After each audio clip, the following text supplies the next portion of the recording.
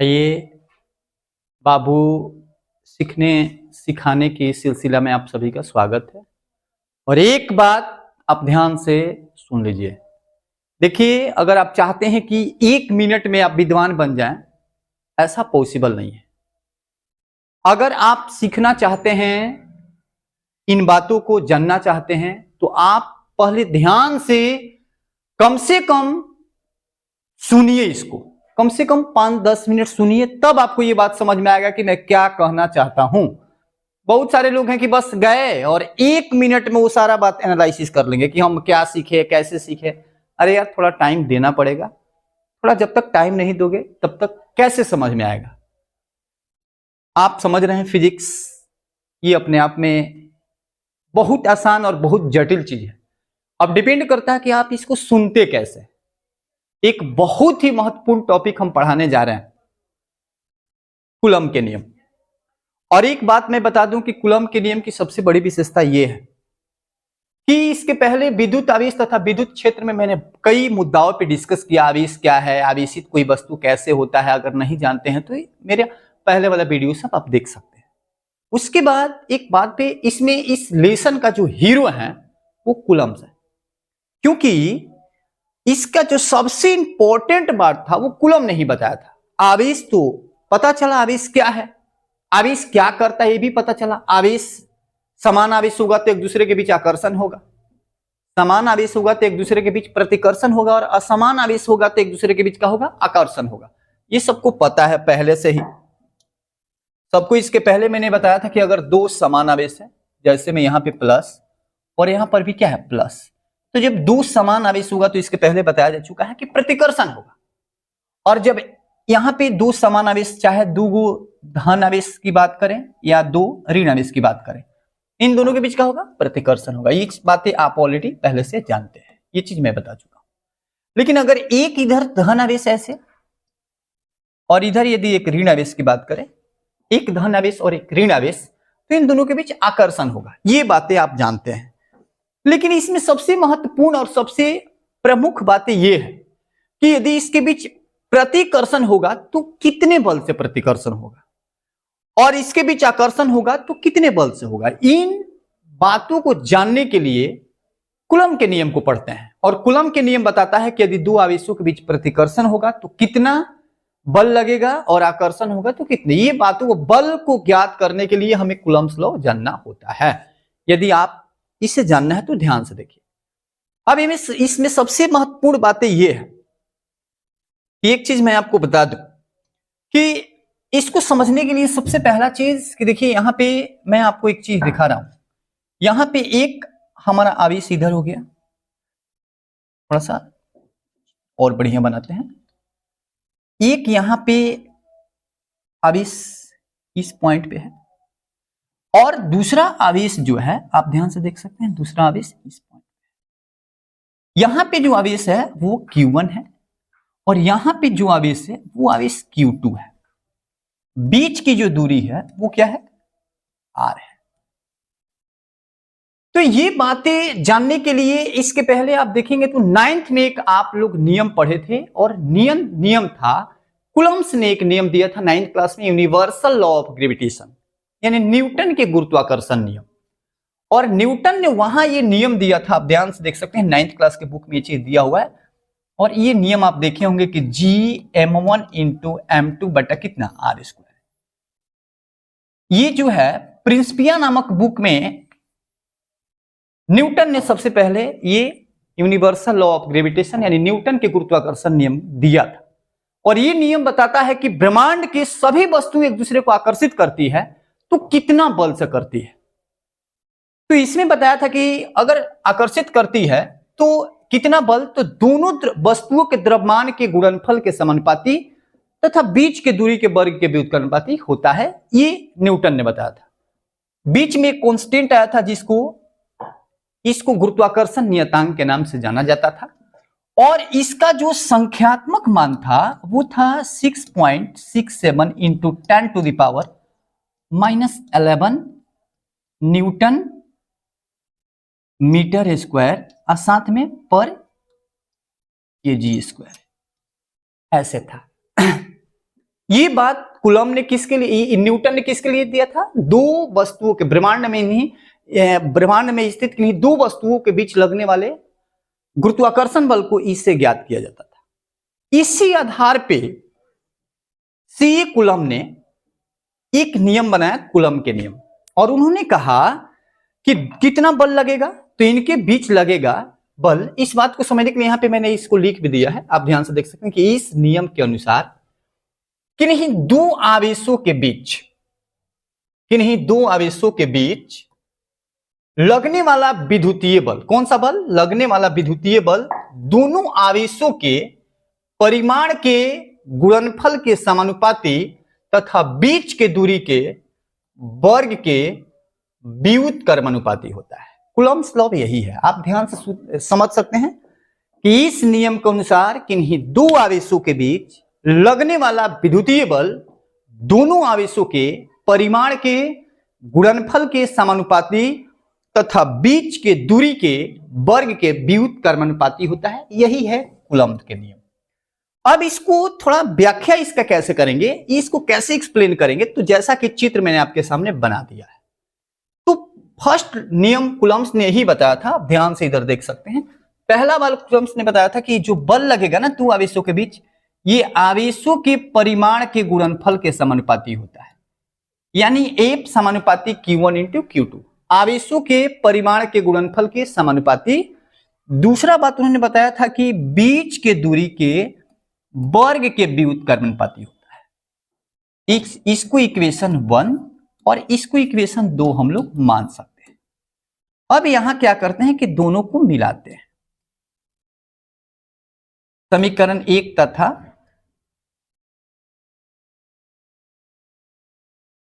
दो से, जैसे एक दो से करेंगे ना तो इसको मिला देंगे तो एक नियतांक आएगा जिसको स्थिर विद्युत नियतांक कहा जाता है। K से रिप्रेजेंट करते हैं और साथ में हो जाएगा Q1 इंटू Q2 बटे कितना R स्क्वायर। आप ध्यान से इसको देख सकते हैं, ये है कूलम के नियम। अब इसमें सबसे महत्वपूर्ण बात आता है कि कूलम्स लॉ से रिलेटेड हमेशा कभी इसका सीमा, कभी महत्व, कभी सदिश रूप हमेशा पूछा जाता है। इन सारी चीजों के बारे में हम डिस्कस करेंगे बारी बारी से, आप लोग ध्यान से देखिए। तो पहले इतना बात आपको आना चाहिए। अब इसमें सबसे महत्वपूर्ण बात एक चीज हम आप लोग को बता दें कि इसमें जो K देख रहे हैं, ये जो K है यहां पे जो काम G का है वही काम यहां पर K का है। ये भी नियतांक है और वो भी नियतांक है। अंतर यही है कि K का मान जो है ये माध्यम पर निर्भर करता है, यानी दो आवेशों के बीच के अगर माध्यम हम बदलते हैं, जैसे मान लीजिए कि अगर यहां पे हम हवा की बात करते हैं, अगर निर्वात की बात करते हैं, तो यहां पे एक चीज पर ध्यान देना है कि जैसे हम माध्यम चेंज करेंगे ना तो K का मान बदलता है, लेकिन ये G का मान को माध्यम से कोई लेना देना नहीं है। इसीलिए यहां से एक प्रश्न बनता है कि एक बात बताइए कि क्या विद्युतीय बल को माध्यम से लेना देना है, माध्यम पर निर्भर करता है? आंसर होगा हाँ, विद्युतीय बल माध्यम पर निर्भर करता है, जबकि गुरुत्वाकर्षण बल जो देख रहे हैं इसको माध्यम से लेना देना नहीं, क्योंकि G का मान नहीं बदलता है। G एक सार्वत्रिक नियतांक है जिसका मान फिक्स होता है। तो ये कूलम का नियम है, इसको आप लोग खूब बढ़िया से याद कर सकते हैं।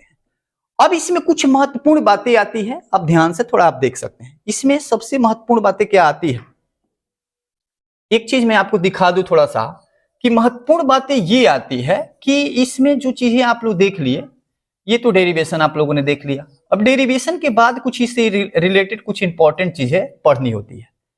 वो इंपॉर्टेंट चीज क्या है, थोड़ा सा आप ध्यान से इधर देख सकते हैं।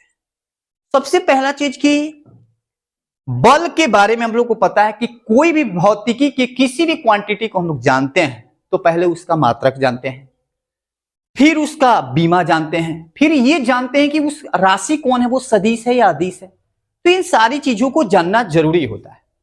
अब ये केवल एक चीज आप जानते, यहां से प्रश्न है बनेगा या नहीं बनेगा इसकी कोई गारंटी नहीं है, लेकिन मात्रक और बीमा से प्रश्न बार बार बनता है, क्योंकि अगर आप पूरी कॉन्सेप्ट को पढ़ते हैं तो यहां से आपकी सबसे बड़ी विशेषता कि अगर कूलम के नियम पूछा गया कि क्या है तो 2 नंबर में डेफिनेशन आप लिख सकते हैं, ऐसे कि इस नियम के अनुसार कि दो आवेशों के बीच लगने वाला विद्युतीय बल दोनों आवेशों के परिमाण के गुणनफल के समानुपाती तथा बीच की दूरी के वर्ग के व्युत्क्रमानुपाती होती है।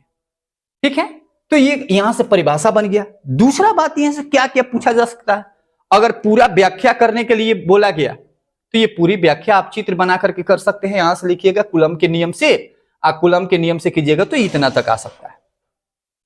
अब इसमें इसका मात्रक आप लोगों को पता है कि केजी मीटर पर सेकेंड स्क्वायर होता है। केजी मीटर पर सेकेंड बल का ही, इसको न्यूटन भी बोलते हैं। इसका आवेश के इसके पहले बताया है कि कूलम होता है, इसका भी कितना होता है कूलम। दूरी है तो दूरी का क्या होता है मीटर के, मीटर ये दूरी का होता है। अब यहां एक राशि बना के, तो के का मात्रक क्या होगा इस पर थोड़ा सा विशेष ध्यान देना है। तो देखिए के पहले आपको के फाइंड करना पड़ेगा। तो कैसे के को फाइंड करेंगे, तो एफ से आर को गुणा, के का मात्रक यदि बात करें, ये के का मात्रक, ये बातें आपको हमेशा याद रखनी है। तो के का मात्रक कैसे निकालेंगे, तो सबसे पहले इससे इसको मल्टीप्लाई करते हैं। तो के का सूत्र ऐसे बन जाएगा, कैसे बनेगा कि के बराबर हो जाएगा एफ इंटू आर स्क्वायर, अब बट्टा में कितना Q1 इंटू Q2। ठीक है, अब के का मात्रक कैसे बनाएंगे, तो बल का होता है केजी मीटर पर सेकेंड स्क्वायर, ऊपर इसका आर दूरी है मीटर, तो यहां स्क्वायर है तो कितना हो जाएगा ये मीटर स्क्वायर। और नीचे देखिए इसका होता है एम्पेयर इंटू सेकेंड आवेश का, और फिर कितना हो जाएगा एम्पेयर इंटू सेकेंड। टोटल को मिलाइएगा तो के का एक मात्रक हमारे पास कितना हो गया, केजी मीटर कितना है 1 और 2 3, तो मीटर के क्यूब। साथ में आप देख सकते हैं 1 और 1 कितना सेकेंड है, एक यहां में 2, तो नीचे से ऊपर जाएगा तो माइनस में होगा, तो 2 पहले से हर 2 कितना हो जाएगा एस के पावर -4। एक कितना है 1 और 1 2, यानी ए के पावर -2। ये जो के का मात्रक है। अब एक चीज पर आपको ध्यान देना है कि के का मात्रक जो है, ये इसकी सबसे बड़ी विशेषता ये है कि और भी तरीका से बन सकता है। कैसे बनेगा के का मात्रक, तो आपको शॉर्टकट में बता रहा हूं। इधर के का मात्रक एक बनाएंगे तो इसका तो न्यूटन, इसका क्या हो जाएगा, इसका तो न्यूटन होता है, तो इसका लिख लेंगे न्यूटन। इसका कितना होता है मीटर स्क्वायर, तो न्यूटन के साथ ही कितना हो जाएगा मीटर स्क्वायर। इसका कूलम और इसका भी कूलम, तो कूलम के स्क्वायर ऊपर जाएगा तो पर कूलम स्क्वायर।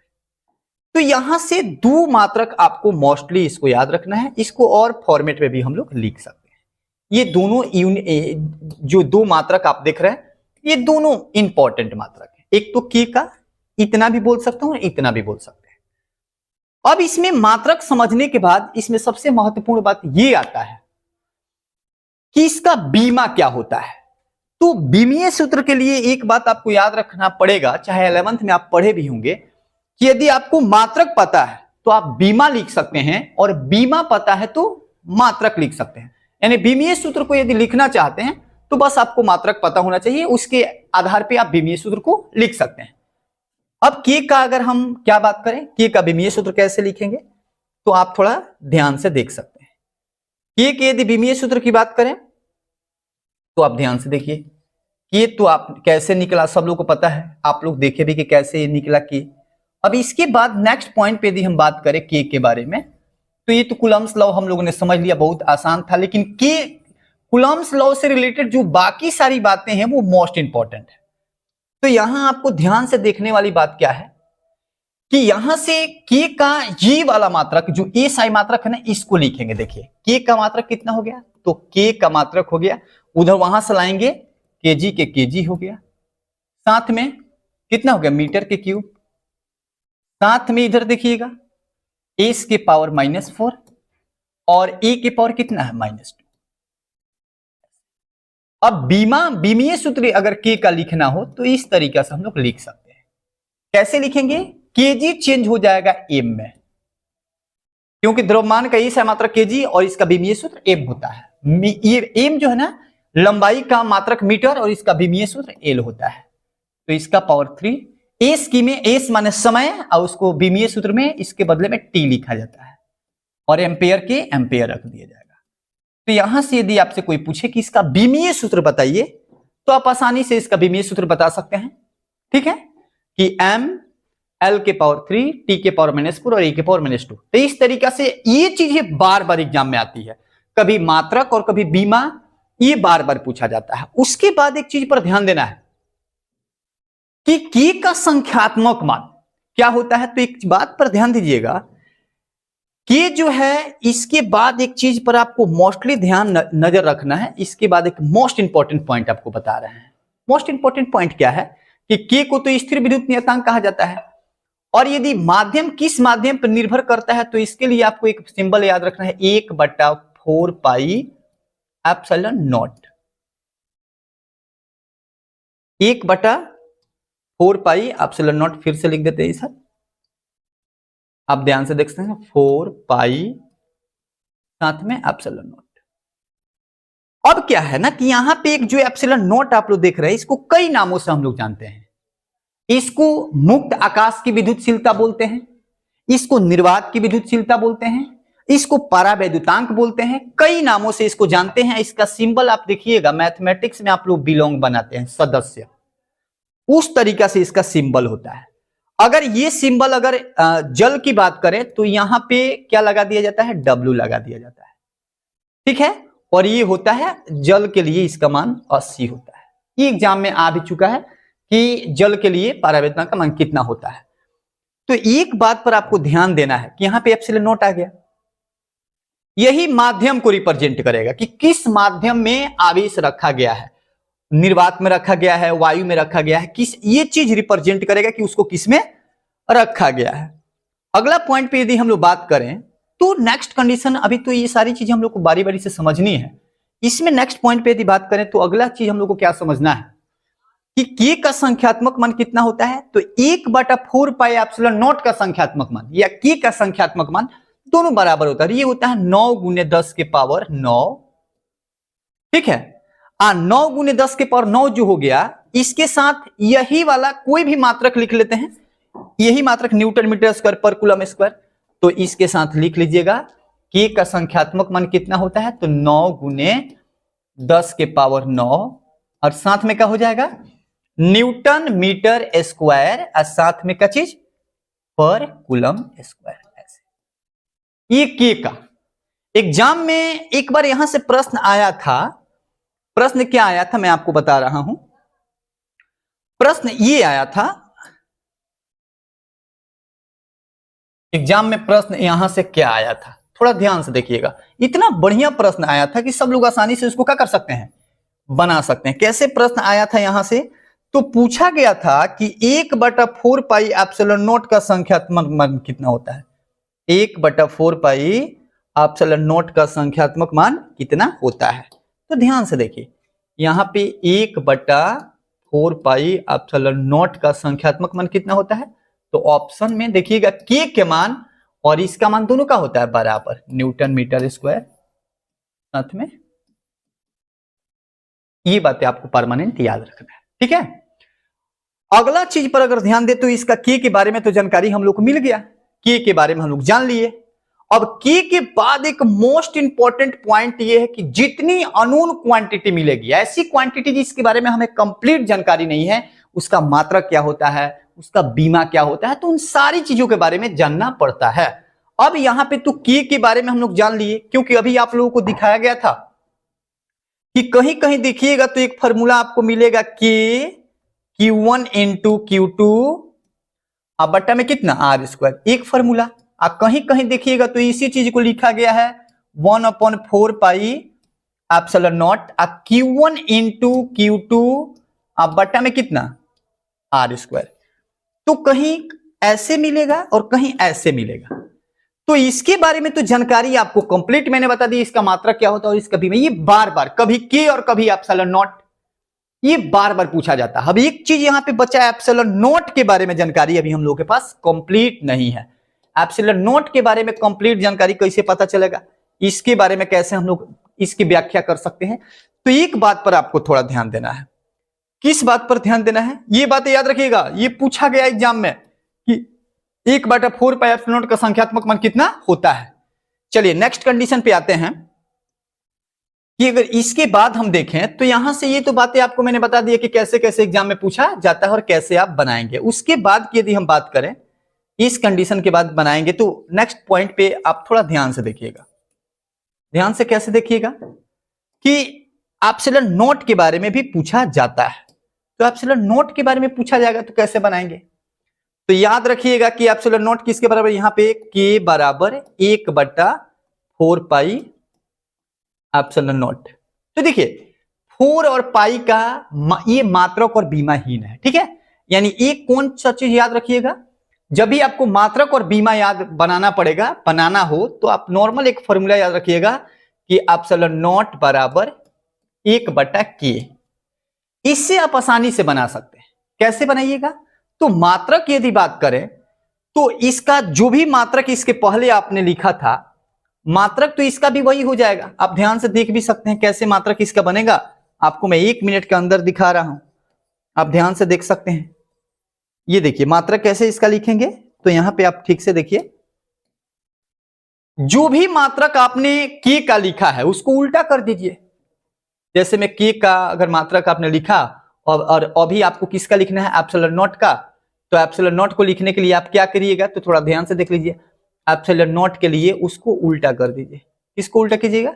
जैसे में कि k का क्या है, तो जो प्लस में है उसको माइनस में कर दीजिए, जो माइनस में उसको प्लस में कर दीजिए। यानी kg के पावर वहां पे तो क्या है प्लस, तो यहां पे क्या माइनस।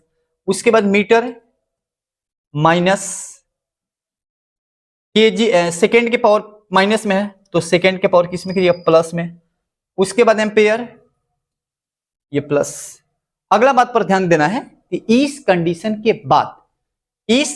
के बाद अगले बात पर ध्यान देना है कि अगर इस आधार पे इसका मात्रक लिखेंगे तो कितना हो जाएगा, आप ध्यान से देख सकते हैं। दूसरा मात्रक इसका कैसे लिखेंगे, फिर उसको उल्टा कीजिए।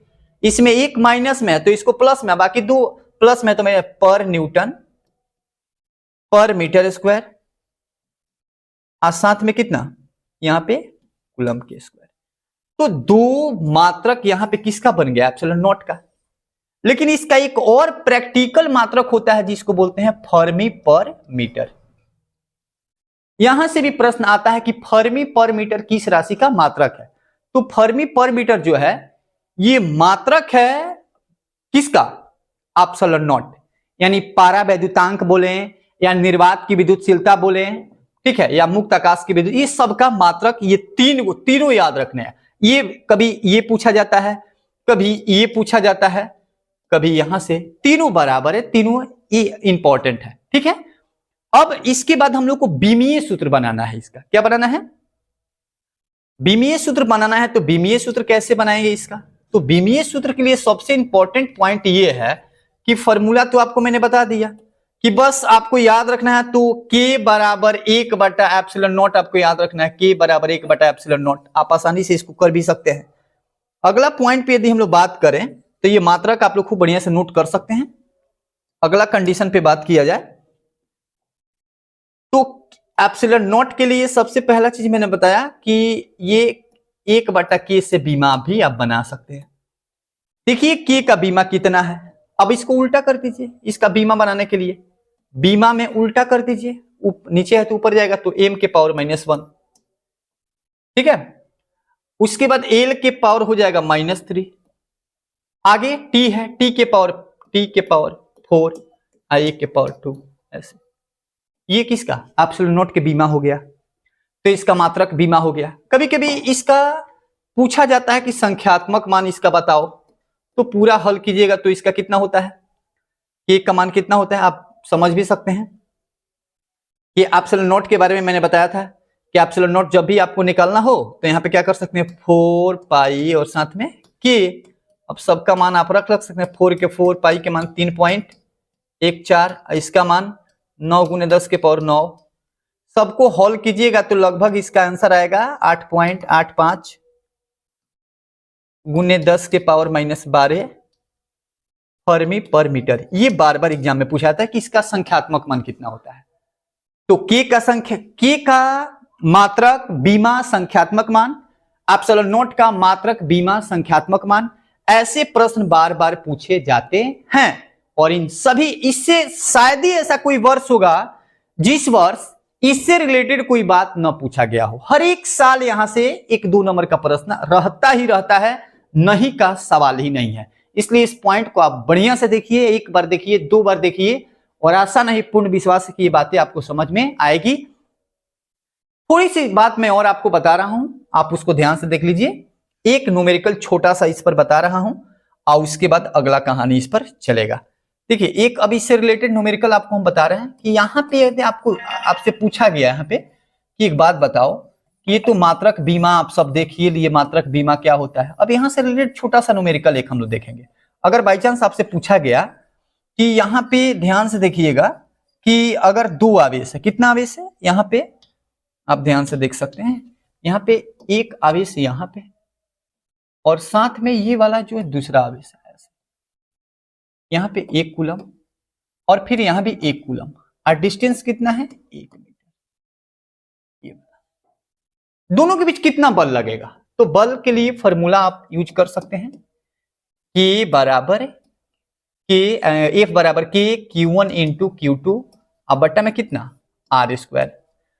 कितना बल लगेगा? तो इसके लिए आपको एक बात पता रखना है, याद रखना है कि यहाँ F के F हो जाएगा, K का मान कितना है 9 × 10 के पावर 9, ये बात आपको पता रखना है।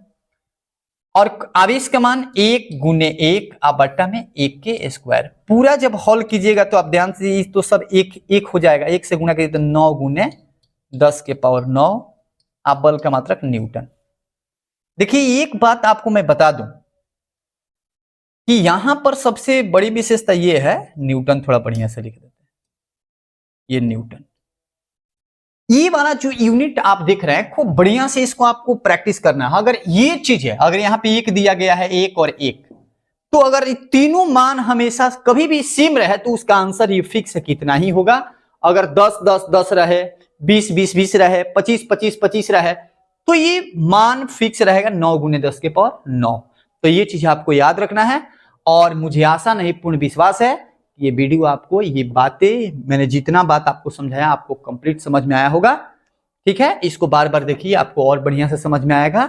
और सारे वीडियो को आप देखने का प्रयास कीजिए। टॉपर्स वे आपके लिए बेहतर से बेहतर देने का प्रयास कर रहा है और आशा नहीं पूर्ण विश्वास है कि आपकी मनोकामना जरूर पूरी होगी, आप अच्छा जरूर करेंगे।